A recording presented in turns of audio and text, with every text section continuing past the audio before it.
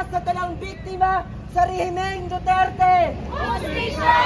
Hustisya para sa tanang biktima sa rehimeng Marcos. Hustisya! Undangon ang korupsyon sa gobyerno. Undangon! Ang tao, ang bayan. Ngayon ay lumalaban! Ngayon ay lumalaban. Ang tao! Ang bayan! Ugat, ugat, ugat sa kalisanan.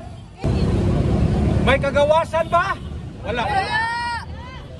Una, naputos ang atong nasod sa grabing korupsyon.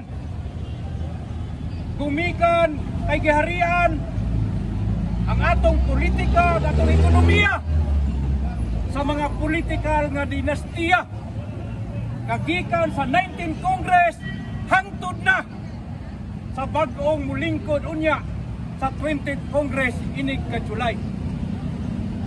Tinaw kayo mga igsoon nga kining naglingkod karon ilawom pod sa administrasyon ni Marcos Jr. Way laing gisilbihan ang interes sa langyaw. Sulod gawas dinhi ang mga langyawng trupa aron dipinsahan dili ang Pilipinas, dili ang mga Pilipino, kundi ang interes sa langyaw, interes sa Estados Unidos ang ilang negosyo. Ang konkretong dagway niini gipatay sa mga magbabalaod sa 19th Congress.